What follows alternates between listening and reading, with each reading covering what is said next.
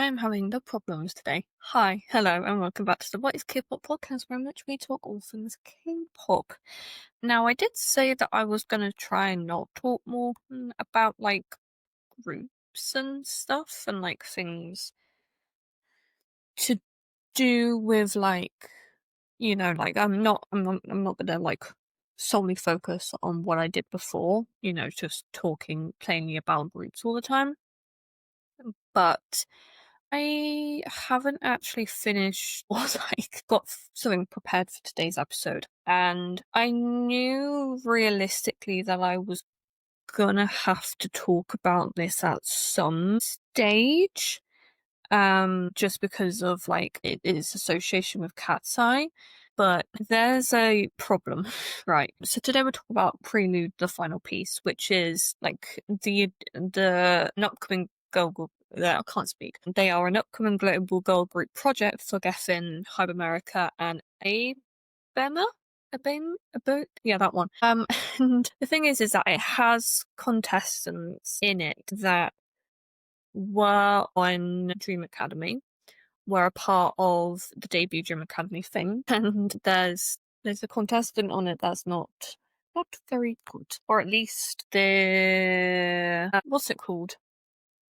Their reputation is making their addition to the group become quite controversial. I'm talking about Samara, right? Now, I have read some things about Samara, and they're not good, saying that it appears that she supports Israel or Palestine, like the Gaza stuff. She's a Zionist. Dream Academy controversy. So this is from 2 years ago. Jin So Young said, "Is Samara from Dream Academy getting cancelled on TikTok? Don't know if this post is going to get removed or not, but anyways, I haven't been using TikTok much, but I've decided to go back on there today, and since I view a lot of Dream Academy content, my For You page has related videos to it show up from time to time, and basically I saw videos where people said that Samara's liked videos on TikTok were shady because she likes stuff that it was anti-Indian, and some videos that talk about the Israel-Palestine situation. I went to see her liked videos and they were privated, so I can't see them anymore. Either ways, I'm seeing people in the comments of her videos on TikTok saying that they won't be voting for her anymore on for the final lineup. This is a pretty big deal, in my opinion, since she is literally one of the most popular candidates right now. Like, she literally got the second highest votes, and she was even in a TikTok challenge with Kai from TXT. Anyways, I want to know if there's any truth to any of this stuff, or since as usual, I'll jump into conclusions again and cancelling someone without looking deeper into the situation beforehand as usual." So yeah, just looking at the comments, that she supports very anti-Chinese, anti-Muslim, anti-Indian, pro-Israel ideology. Lara also unpinned her video with Samara, and Samara is deleting comments on Instagram. There's not much to look deeper, because as long as there's real proof that she has liked these videos on her account, then that's enough for most people to want to drop her, and it's completely fair enough. Just exposed for being a part of an evangelical church with ties to Bolsonaro. I'm going to be honest, I don't know what on earth that is. Apparently she was born into it. Not a good look for someone. So the church she's a part of obviously is very right wing. Pro anti-LGBTQ, xenophobic, misogynistic. Oh, that's okay. But I also saw that apparently the translation was wrong, and that actually it proves that she isn't these things. But again, I don't know enough, and I'm also not. I'm not. Can we just go back up to the thing again?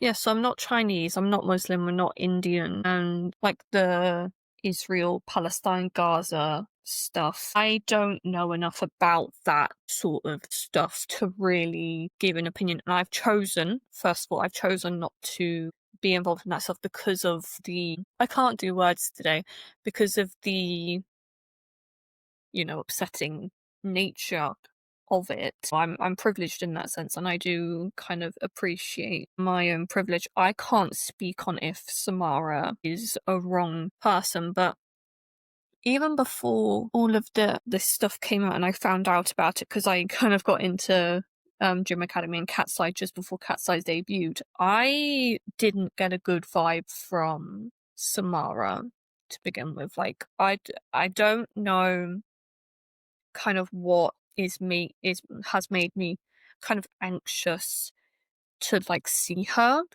or like to consume content with her in it, but like she makes me nervous. And I've had like random things like crop up with that before, and I just choose to believe it. But I would like to think that, considering Geffen kept her, and obviously Hub America kept her, and are willingly putting her into another project, either she's so talented that they don't care, or that she was falsely accused and they want to try to clear her name. I also don't think that she is that like good, just like based on, well, to be fair, based on the Cat's Eye members. Like, I mean, I guess you could also say the same thing for Manon too, but like Manon's like really developed in the last year and a half or so, when I'm like, yeah, the nearly 2 years since she became a part of Cat's Eye, like she has really improved. And because we've not really seen anything else from Samara, or at least like it's not appeared on my stuff, I'm like, what's she like now? Like, is her vocals much better? Is her dance much better? Much better? Is like the feeling, like the vibes I get from her, have they improved? Because I don't know. Time will tell. The time is it's gonna come. It's also with Prelude, the final piece.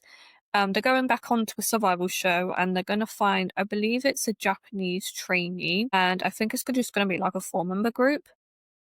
So once like the contestants get revealed, in however long it takes for it to be revealed, I will talk about them, but I'm just talking about the 3 members that we currently know are in the lineup. So first up we have is Lexi 11.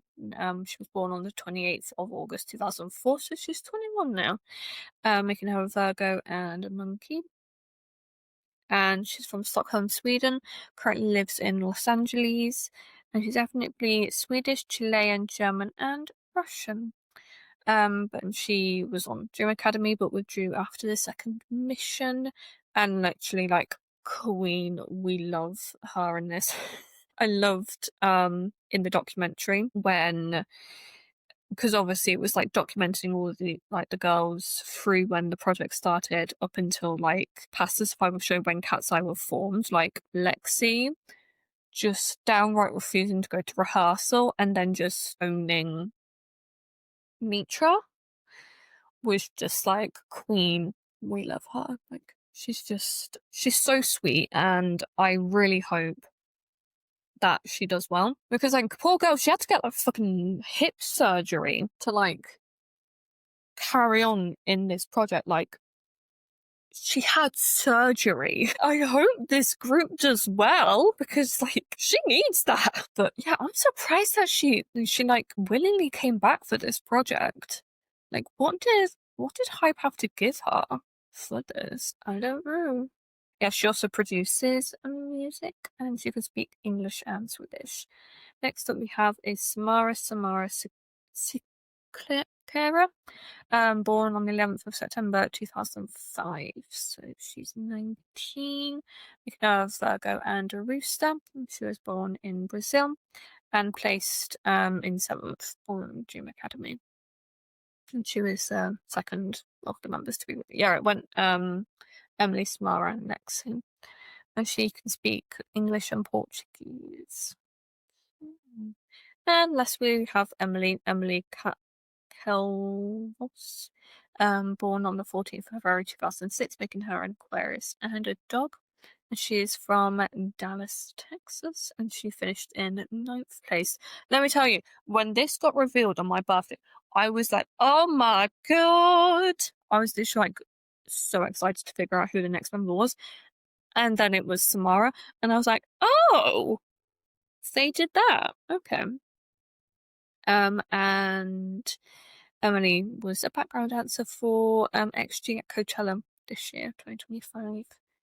Oh yeah, I'm just looking at some of the comments, and it said about like adding Israella and Marquise to it. Like, if you honestly, from public reaction, I don't think Samara should have been in it, and if Israella and Marquise were in it, I feel like that would be quite a cute little group, because then all of the members would be like around about the same height. Okay, so I was just looking at the comments just like 1 second, and Plot Twist by At Heart said, guys, let me explain about Samara coming from a Brazilian person who stood everything instead of seeing some wrong translation. She liked the post explaining the conflict, not showing support to Israel, so she's not a Zionist or something. And then another person, Gloria17, I understand the mistranslation, her being called a Zionist, is a lie because I had a friend translate the original videos, and also the other accusations having no ground because I haven't seen any proof, just word of mouth. But the Indian videos she liked isn't something you portray as normal because they're highly stereotyped and it's very wrong. Indians struggle every day to get rid of that tag on their culture, so it's wrong to call it a simple meme. I don't understand why Hybe is ignoring it and refusing to release a statement or an apology, because I saw people saying her family said that she made an apology video during Dream Academy. And another person, Soja, replied to Plot Twist at By Heart. This does not help at all. One, you said that mocking Indian street food is a meme for some Brazilians, so the only people who find that funny are racist people. Cycle thumbs, Samara is a racist. Two, it's bizarre how you make this about non-Brazilians who are racist towards Indians in order to downplay the racism of Samara. There are no non-Brazilians who are racist in this group, but there's a Brazilian girl in this group who is racist. You really should stop trying to make excuses for her. If anything, it just makes you look bad, and it also makes Brazilians look bad, especially when it's only Brazilians who keep defending her. I just don't know kind of how to like feel about Samara being in the group like properly. Like, again, it's just purely off of vibes that I don't like her. I don't have like a concrete reason, I guess, for feeling that way. But yeah, I mean, I'll check the group out, but you know, I don't think I know a lot of groups and I listen to a lot of music, so I don't know if I'll necessarily like watch the show or, you know, follow them as intensely as I do Cat's Eye. Because also I don't feel like they should be making a group so close to when Cat's Eye debuted. You know, they should have waited a few more years. But I guess if like you wanted to like give a career to these kids, then I guess so. But then it kind of defeats the point of it being a survival show.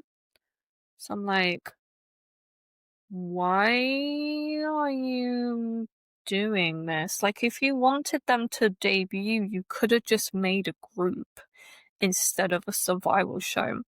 Like, if you wanted certain people to, like, if you wanted Emily to debut, then why didn't you just make a group with her in the lineup instead of it just becoming like you just throwing her back into a survival show hoping that she debuts? Like, just make a group. Like, we know you can do it. Like, we know Hybe can do it. Like, you don't need to make it a survival show and let like the public decide. Like, just ask the executives, create a group, and then you don't have like public scrutiny on your side, because that just screws up kids' lives. Like, it's not good. It's not a good choice, but I guess if that's what you want to do, then like be my guest. But I just don't see the point of it all. I say that whilst also liking a lot of survival show groups. Like, for in Hyphen, for example, that group was made up of really like the best contestants, and this is going to sound really bad, and then Sunu. But then Sunu developed, changed, and became really good. And there's that in Cat's Eye. I'm going to be honest, I don't think Manon really should have been in the group with the skill set she had on Dream Academy. Like, if it was up to me, if I was one of the executives, and, like, obviously Missy from the show even says this, given what she did during her training period, she would not be in the group. And I do agree with that sentiment, but development happened, and I would consider Manon a really crucial part of the group now. Like, obviously she, like, if, for whatever reason, like, she had to step out, like, the group is still cohesive, but I feel like maybe if Yoon had to step up, then it would be, like, step out, it would be a little bit different. Like, Manon is developing, like, she is becoming, like, a really solid performer. And I really like seeing the development from, like, pre Dream Academy, like, show just during the training, and to now is like night and day. It is so good. And I just wanna kind of let it happen and then make the judgments when they actually debut, if Samara is a good pick or if any of them are a good pick. Like, it just needs time, I think. And we're gonna give that to them. But yeah. Thank you as always for listening to today's episode, and I will talk to you guys again on Tuesday for Before Adulthood on Blackpink. Yeah. Thank you as always for listening, and I'll talk to you guys again very, very soon. Bye!